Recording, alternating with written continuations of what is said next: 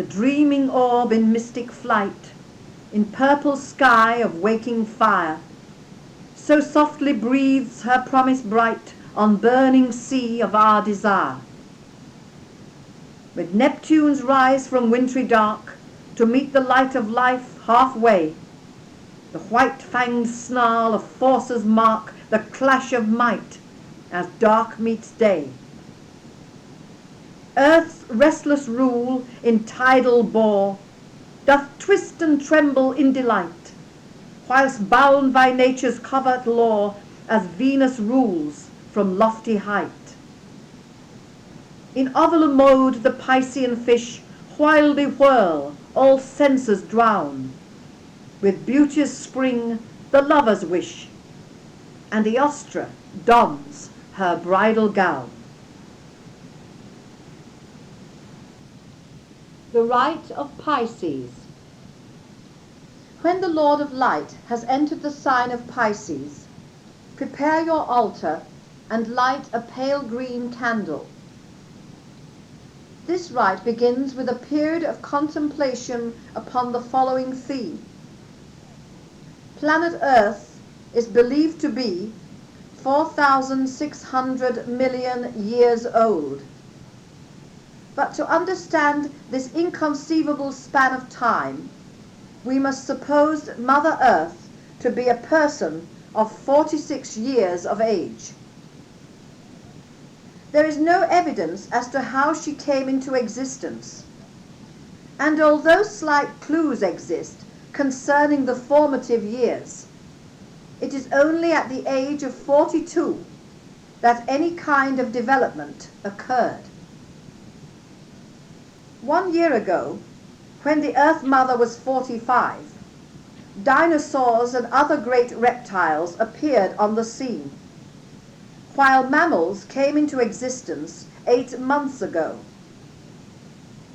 Ape-like people walked the earth during the last 2 weeks, and at the weekend, the most recent ice age covered the globe. During the last 4 hours of her life, modern humans walked upon her surface, and in the last hour made a breakthrough with agriculture. A minute ago, the Industrial Revolution was at its height and brought forth the rape of the Earth Mother.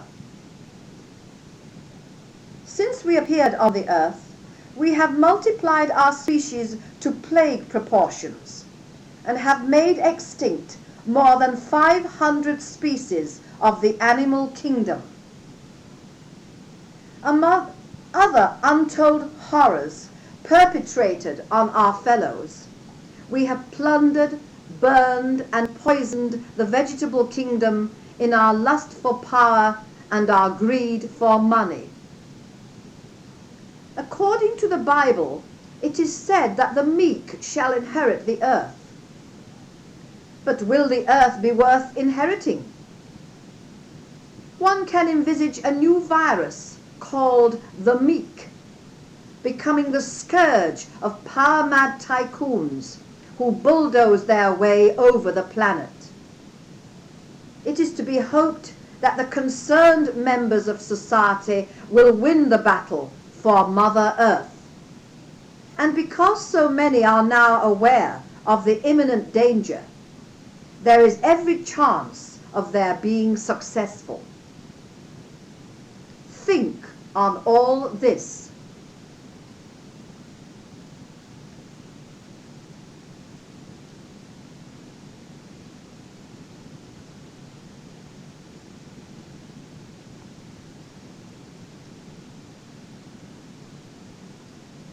Now, gaze at the aura of your candle, then close your eyes on the world of form and begin your visualization.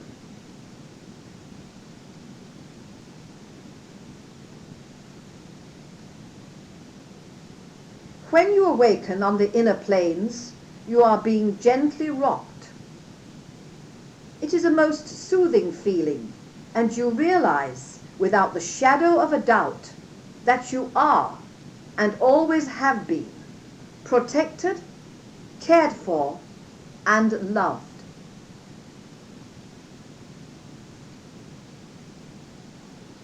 Your eyes open upon a very strange world indeed.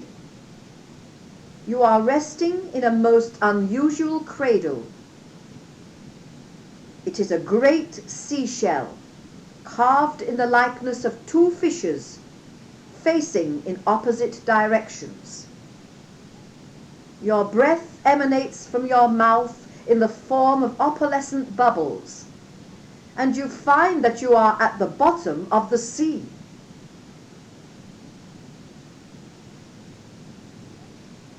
You are perfectly at ease in this environment, and being at one with the vast ocean is extremely comforting and peaceful.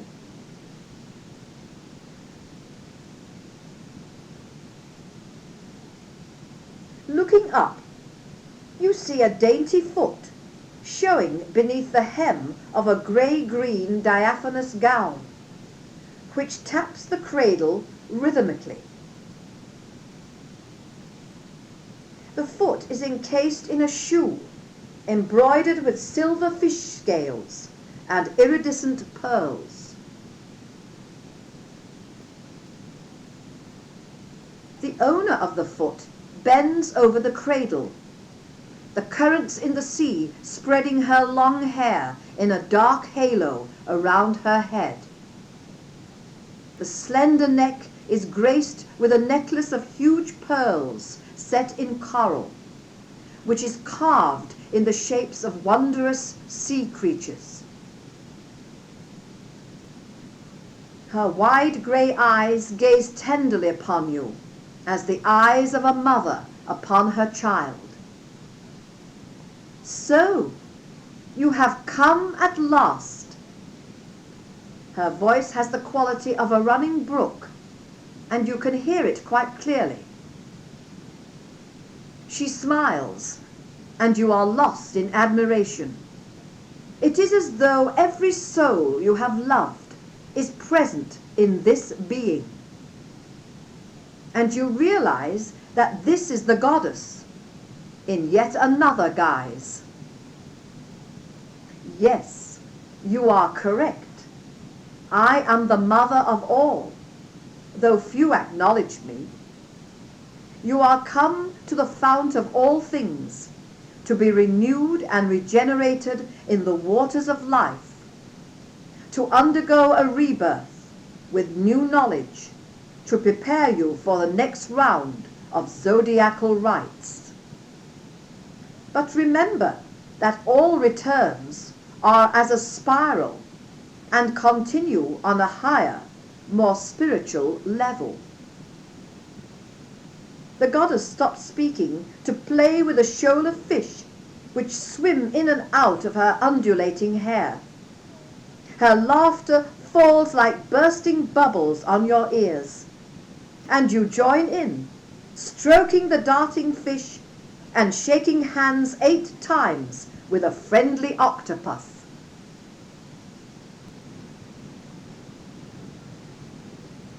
My friend will take you upon this journey.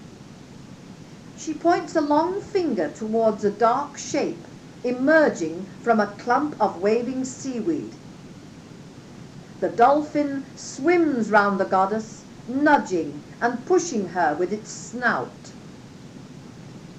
She strokes the smooth, shining skin, and the dolphin nuzzles greedily at her hand.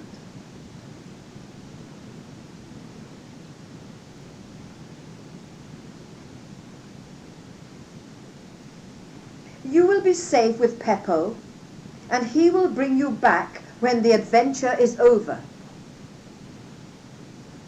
Peppo swims up to you and invites you to sit upon his back. You notice that your body weight is much lighter in this element, and standing up, you overbalance and tumble head over heels, much to the delight of your companions.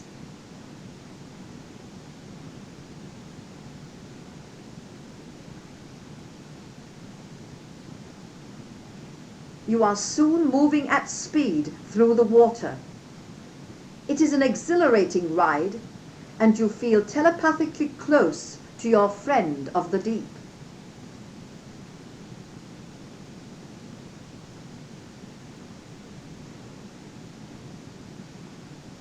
Peppo swims carefully so as not to fling you off. He chatters away with peculiar whistles and hoots to reassure you that all is well.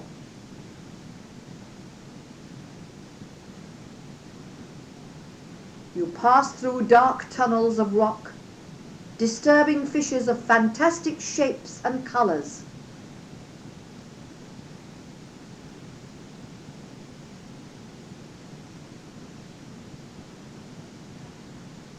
Then you dart up, almost to the surface, where the sunlight filters through in a golden haze.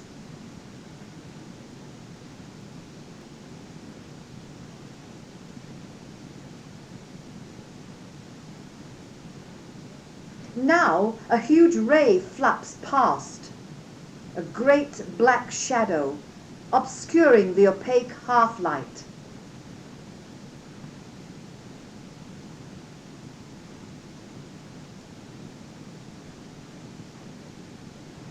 Peppo shows you the wrecks of galleons on the seabed and half-submerged chests of doubloons worth a king's ransom.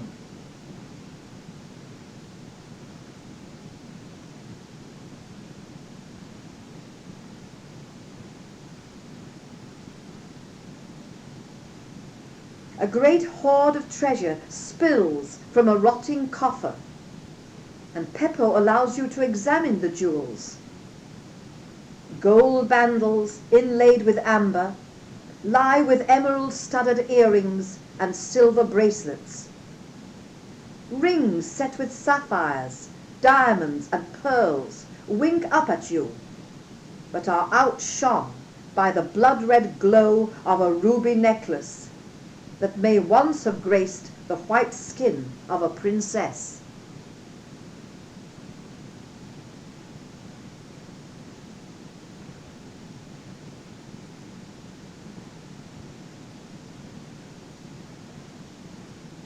All these are displayed before your incredulous gaze.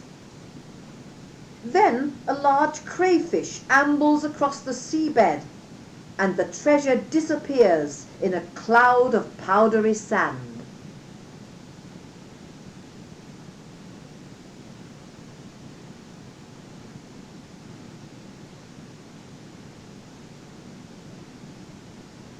There are cities at the bottom of the sea, great castles and towers of bygone civilizations have become the homes of fishes and all kinds of denizens of the deep. You walk through streets where long-dead people once strode around, intent upon their daily tasks.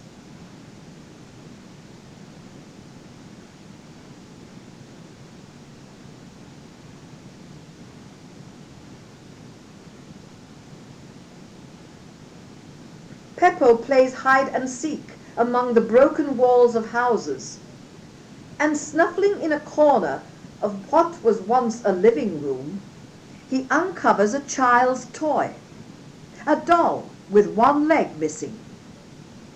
He pushes it towards you as a gift, and you thank him with a big hug.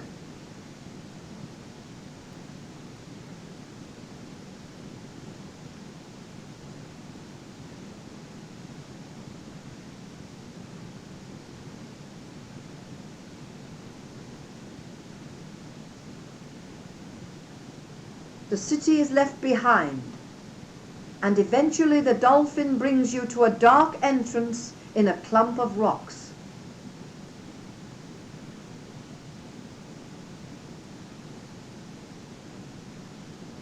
Peppo waits for you to dismount, and you know he will wait for you. He nudges you forward, and you float into the cave, surprising a porpoise who lives there.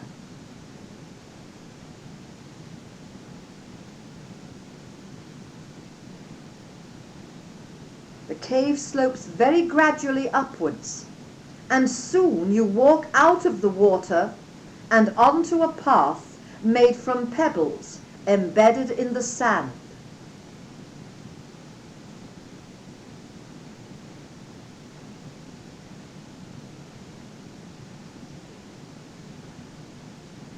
The passage is filled with phosphorescent light, and the air smells strongly of brine. A light breeze caresses your body, which feels unexpectedly heavy after its sojourn in the ocean.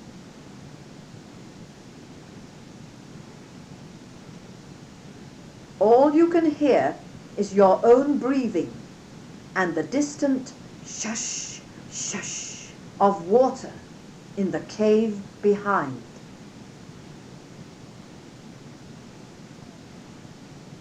A little way along, the passage divides into two, each avenue ending in small round chambers barred by curiously wrought gates.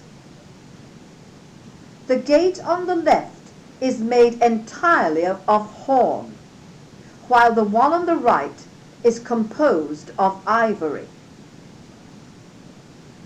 Above each gate, a relevant inscription executed in tiny shells reads, "The Gate of Horn" and "The Gate of Ivory." The gates are ornamented with scrolls and symbols, and you examine them closely. One is inscribed with many well-known symbols, including those of the various religions and faiths of the world.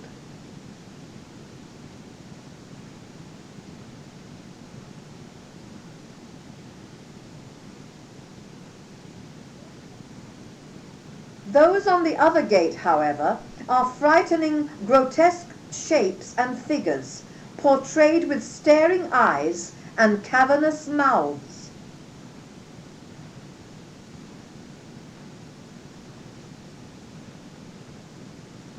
The handles of the gates are carved in the likeness of seahorses, and you decide to enter the chamber of the ivory gate.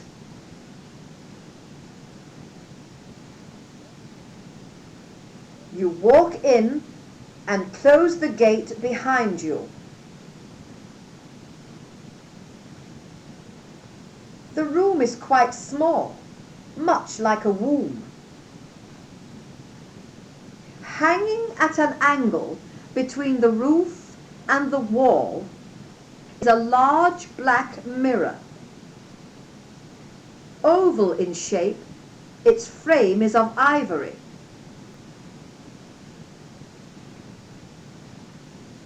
A couch of alabaster stands in the center of the chamber.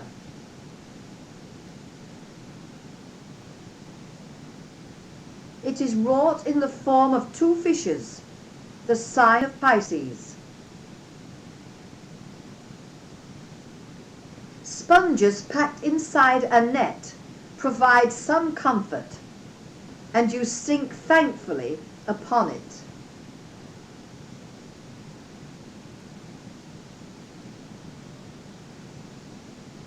Your vision is drawn directly into the mirror's dark, shadowy surface, and afterwards it is difficult to know whether you slept or gazed into the speculum. The visions you experience, however, will never be forgotten.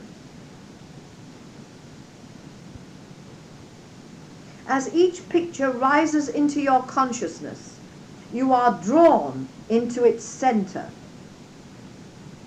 You are made to see people stripped of all pretense, without the veneer they adopt in public. All the hidden vices of the world are paraded before you. People dying from the addiction of drugs, children degraded and made to live in cesspools of depravity.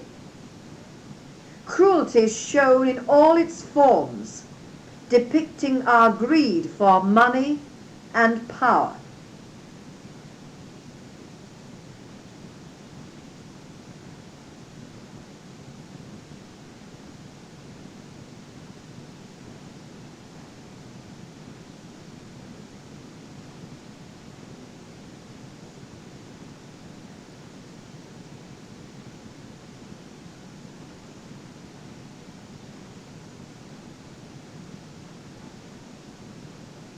The plight of animals is also revealed, exploited, tortured, and killed for material gain or idle curiosity.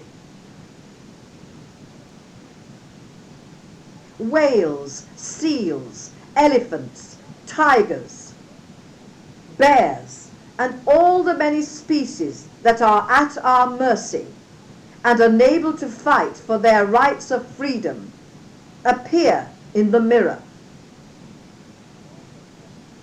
The scenes are all the more harrowing because you are made a part of the life passing through the speculum.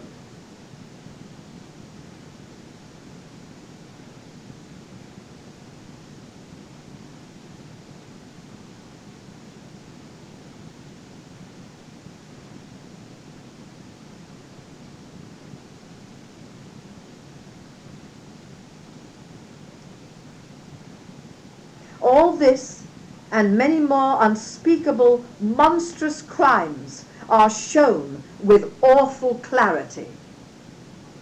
For this is the gate of ivory, the gate of false dreams and desires. You are being confronted by the evil in the world, drawn from the Akashic record.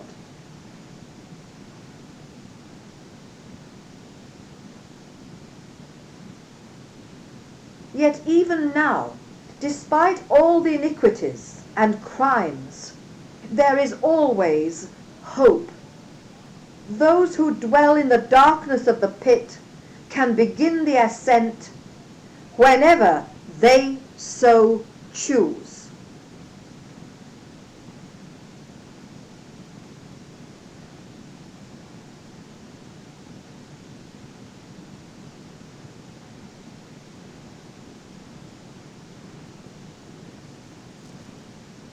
When at last the pictures fade, a faint star appears in the mirror, the star of hope.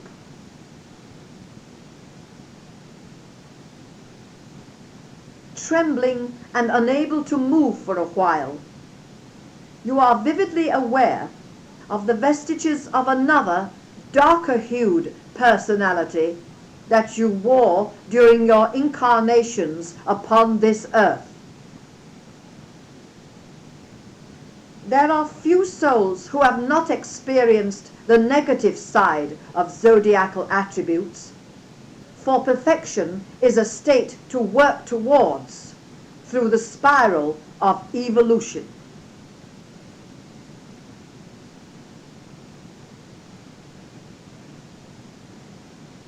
The more individuals become aware of the spark within and discern, however dimly, the principles of light and truth, the more quickly will the transition occur.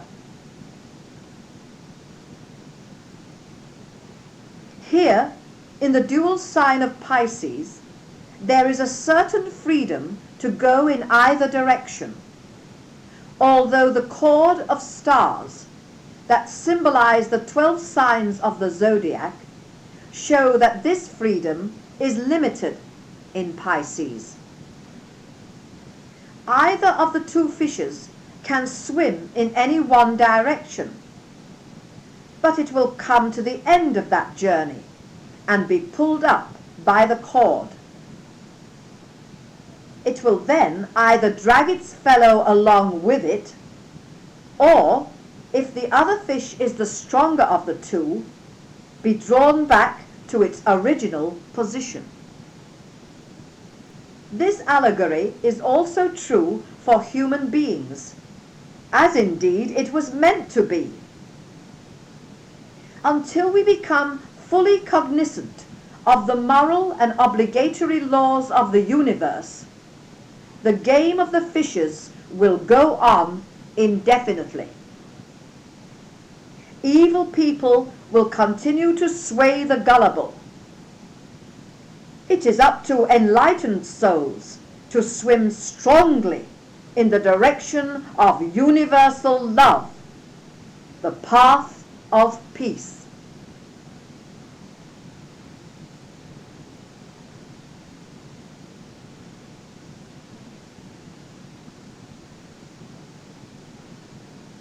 When you have recovered from the ordeal, you depart, closing the gate behind you. If you feel that you cannot face the contents of the room of the gate of ivory, do not enter it. You will know instinctively when you are ready for such a confrontation.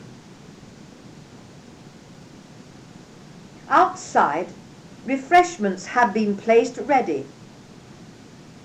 Some fluffy, milk-white cakes rest upon a large flat shell, and a beaker made from horn contains sparkling water. Partaking of them, you wonder what the next room has in store.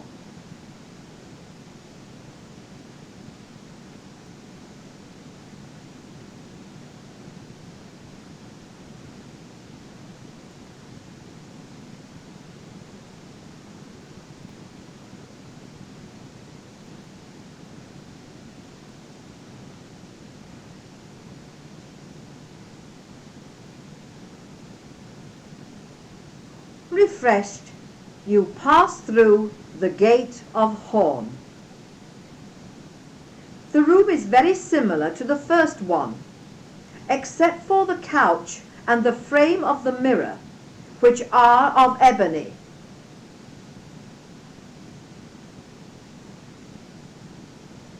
Reclining on the couch, you notice that the mirror is full of tiny sparks of light. Then you realize that you are seeing into the depths of space. Again, you are drawn into the speculum, but this time it is to become a part of creation on a cosmic scale. Being in celestial company in the remoteness of infinity creates a feeling of ecstasy unlike anything you have experienced in the physical body. In fact, you are this rapture. It is a part of you now.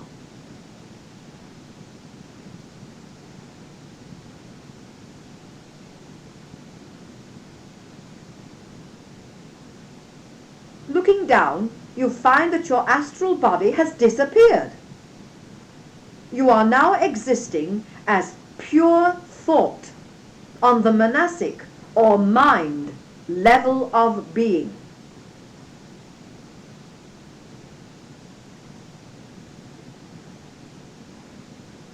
You find that to be without a physical or an astral form is not in the least uncomfortable or difficult. The feeling of bliss continues, and with it comes a yearning to be in this condition forever. There is even dismay at the thought of returning to the earth. You are content merely to be and to watch the galactic display.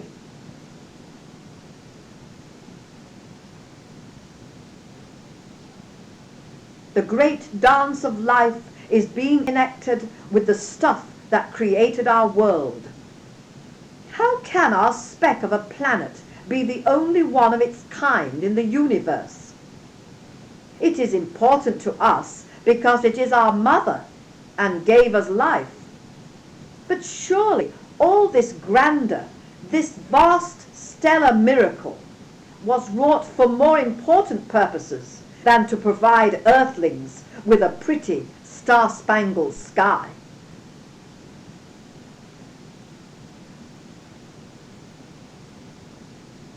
The machinery of the universe whirls and erupts around you. Comets with long fiery tails streak past. Stars are born in a blaze of blue-white flame.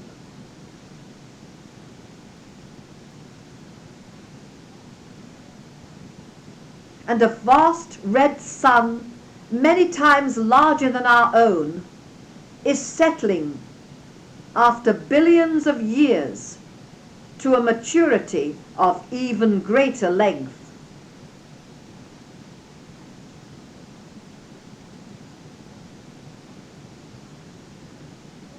Once a star and flaunting a fiery corona of blasting heat, it speeded through the spectrum colors of orange, green and violet in the breadth of 1,000,000 light years to arrive at its present stage and a few seconds into its story. Time, as we know it, does not exist here.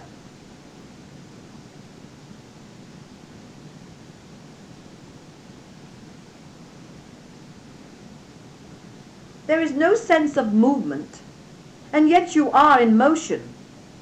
Whether up or down, forwards or backwards, is impossible to define. And perhaps it is none of these. But travelling, you are.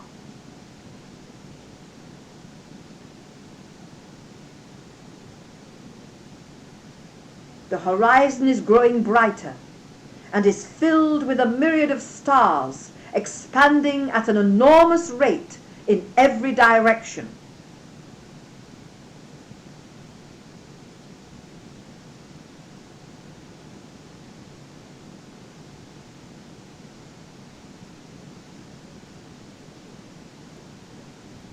A white dwarf rolls into view, dragging a stream of star stuff in its wake, an immense river of shining silver beads.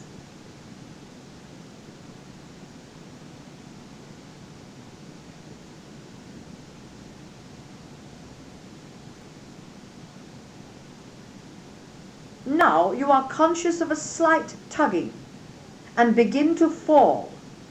Towards what? All around you there is a dimming of vision, as though you are being sucked into a funnel of smoked glass, reducing the view of the galactic extravaganza.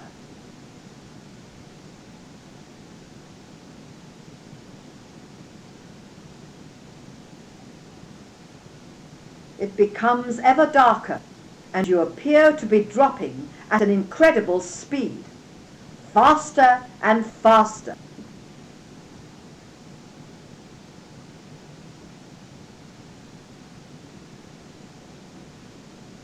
Then gradually the descent slows, until it is like that of a bubble falling through air.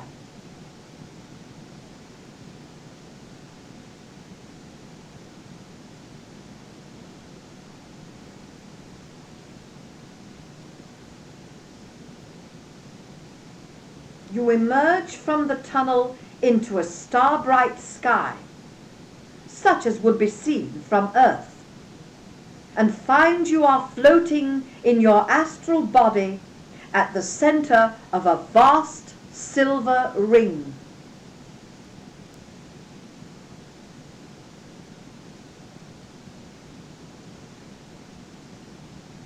Dimly, beyond the ring's circumference, you perceive constellations of stars that you recognize as belonging to the sidereal zodiac. Many of these stars are millions of light years distant from the Earth.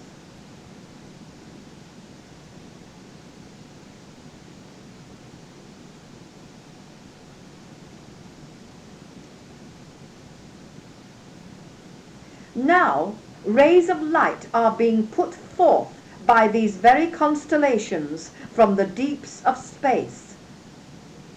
When the rays reach the silver ring, they are held and transmuted into pulsating colors, each one a vibrant shade of the spectrum. The beauty of the sight is awe-inspiring.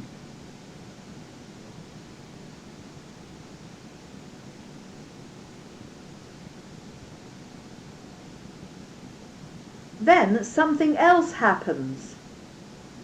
Slowly, in the medium of stardust, the 12 signs of the zodiac build around the circle until they are superimposed on the spectrum colors.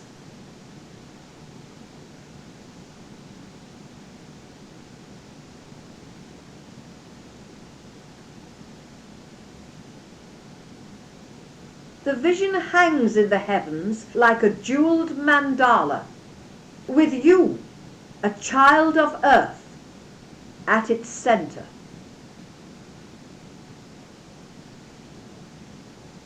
You begin to feel the wholeness of the pattern and comprehend the underlying sense and wisdom of the signs.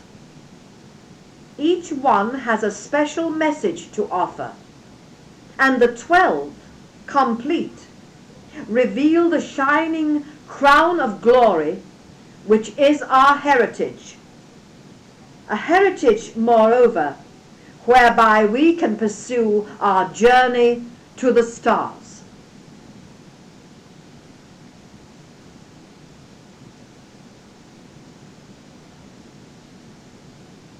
Now, projecting from the circle of the zodiac, come all the gods and goddesses you have met in your astral wanderings. Marte, Venus, Mars, the great god Pan, Mercury, the Dioscuri, the Virgin, Isis and Osiris, Chiron, Nicholas, the lord of death and regeneration, and the goddess in her threefold aspects. All are there to greet you. All except one, the one you have not yet encountered.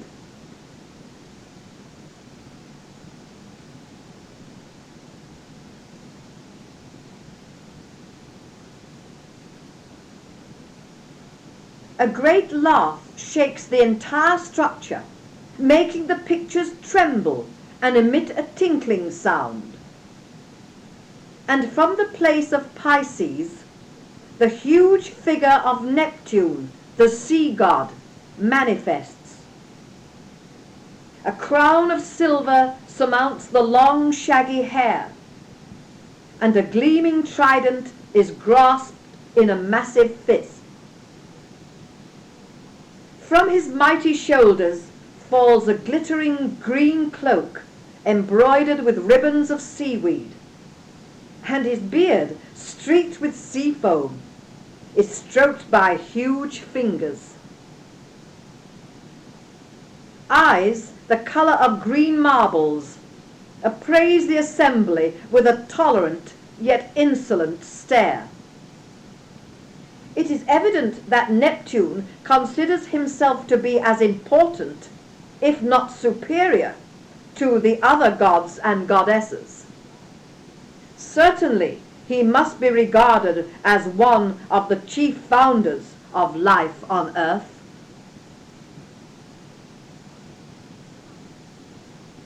With one easy stride, he is at your side and whispering, "Time to go." He flings the cloak around you, and from the midst of this celestial company, you are carried back by a god to the couch in the room beneath the waves.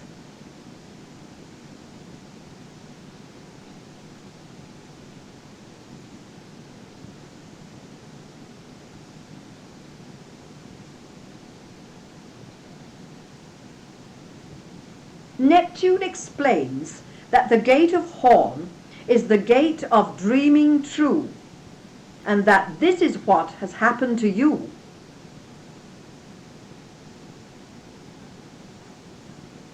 He escorts you back down the passage and into the water where the faithful Peppo swims to you.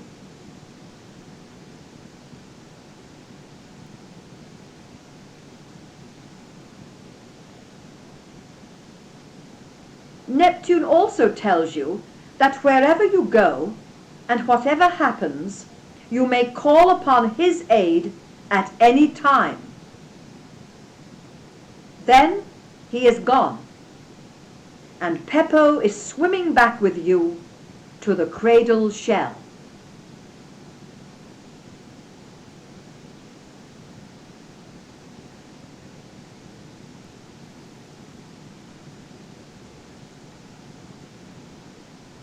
The goddess lifts you off the dolphin and holds you as her child in a motherly embrace.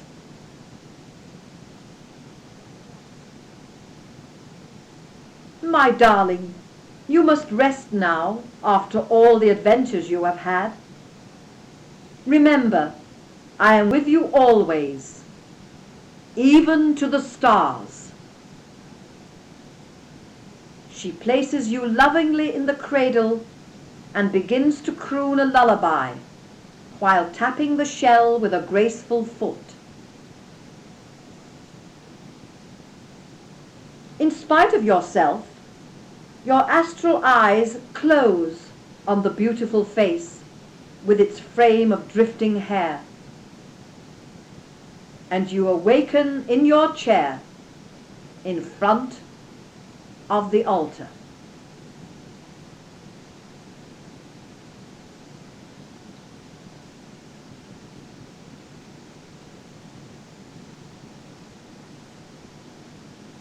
The room is full of the scent of the sea and the sound of running water, as of a brook, issues from your inner ear.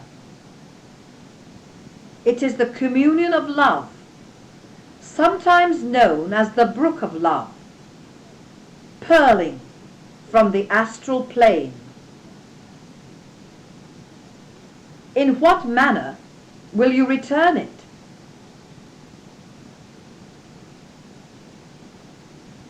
The beginning.